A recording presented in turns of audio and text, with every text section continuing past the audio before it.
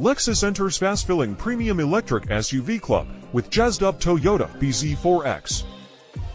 With so many cars spuriously purporting to be sporty or have racing genes, it's refreshing when the presentation for a new one hardly even mentions athleticism. The Lexus RZ is the firm's flagship electric car, and instead it ought to offer confidence, control, and comfort, says Lexus. Mind you, it still has up to 309 bhp and will out-accelerate quite a few hot hatches. The RZ was Lexus' first steps into getting serious about EVs. It had the Lexus UX 300e for a while, but that was never quite a heavy hitter. Whereas this car is, and goes toe-to-toe with the likes of the Tesla Model Y, Nissan Ariya, and Hyundai Ioniq 5.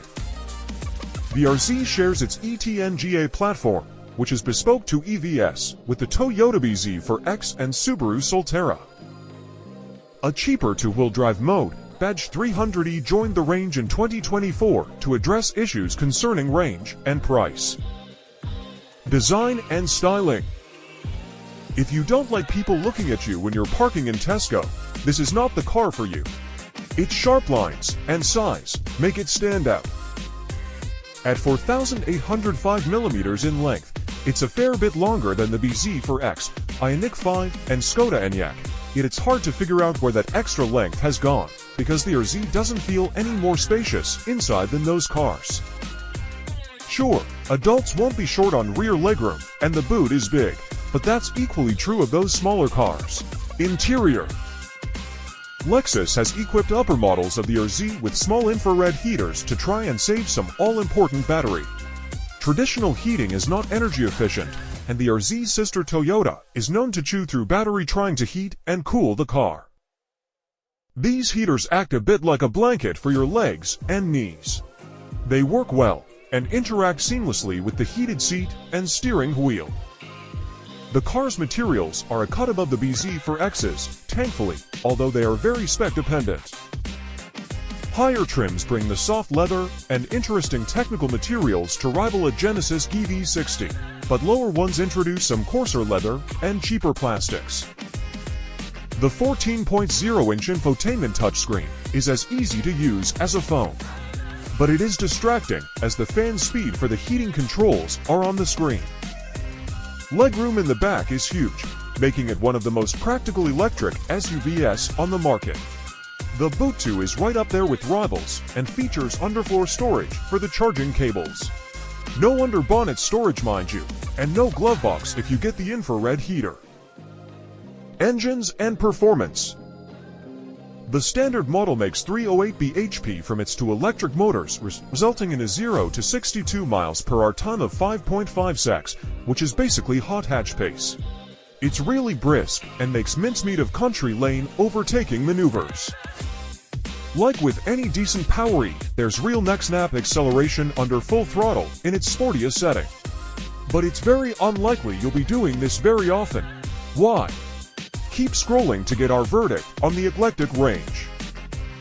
The two-wheel drive model cuts power to 201 bhp, which extends the 0 to 62 miles per hour by about 2.5 seconds. But it's not like it's slow, and Lexus isn't making huge dynamism claims anyway. Ride and handling. Despite not being offered with adaptive dampers, this is a very smooth and quiet-riding car that's reassuring, satisfying, and surprisingly plush feeling, though not exciting, to drive. You can genuinely feel the effects of what Lexus calls Direct 4, a system whereby power and braking force are rapidly shuffled between the front and rear axles to control and reduce the pitch and dive that normally accompanies acceleration and braking. It stops short of being transformative, but does introduce a pleasant calmness to the way the car drives. Although the software can cleverly distribute torque, the front motor is more powerful than the rear one, so the RZ feels at best neutral when cornering under power. That's fine, though, it's not trying to be sporty, remember. And even so, the RZ musters adequate grip, while its standard steering is well weighted. Naturally, the FWD model goes without the Direct 4 system. But there's a comfortable honesty about the 300e straightforward ride, handling, and steering.